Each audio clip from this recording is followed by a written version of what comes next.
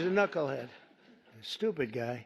President Donald Trump continues to attack Federal Reserve Chair Jerome Powell, whom he nominated for the role in 2017. We have a moron at the head of the Fed. He's a moron. The insults have persisted in recent weeks as Trump pushes the U.S. central bank to set its benchmark interest rate at 1%. But Trump should be careful what he wishes for, says Annex Wealth Management's chief economist Brian Jacobson, as a 1% rate would signal an economy in serious trouble. The economy would have to be in dire straits in order to justify 1% rates.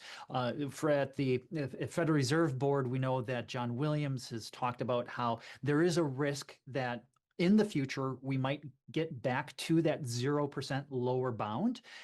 That would probably require a deep recession, some sort of financial catastrophe, or deflation. And I don't think that we have any of those scenarios on the horizon.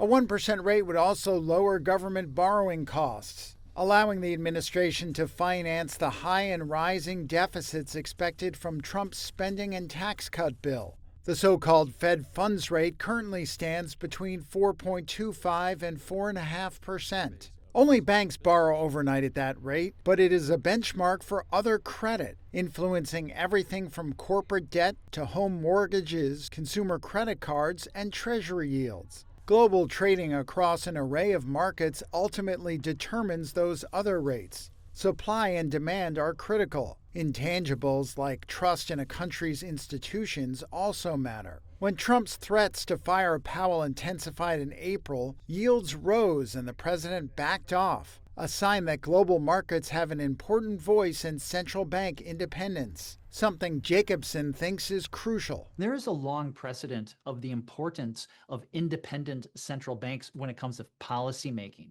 because otherwise the risk is that you get to a situation where inflation once again runs too hot and it really can then spin out of control. So I agree that Fed independence is really important and does need to be defended. Also in agreement is JP Morgan Chase CEO Jamie Dimon, who said in response to Trump's ramped-up attacks on Powell that, quote, playing around with the Fed can often have adverse consequences, absolutely opposite of what you might be hoping for. Trump recently sent Powell a handwritten note with a list of central bank rates and penciled in where he thought the Fed policy rate should be, near the bottom. U.S. central bank policymakers say it would be risky to cut rates until it is clear that Trump's new tariffs, many already imposed and more still to come, aren't going to stoke inflation. Still, some, including Jacobson, think the Fed should start lowering them. If we do see an increase in inflation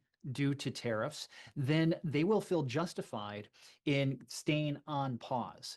The only thing is that I'm not sure that we're going to see as much inflation as fast as what the Fed fears. Today's CPI numbers really did show some inflationary effects from tariffs, but not a lot or anything that I think that the Fed would justify a continued pause.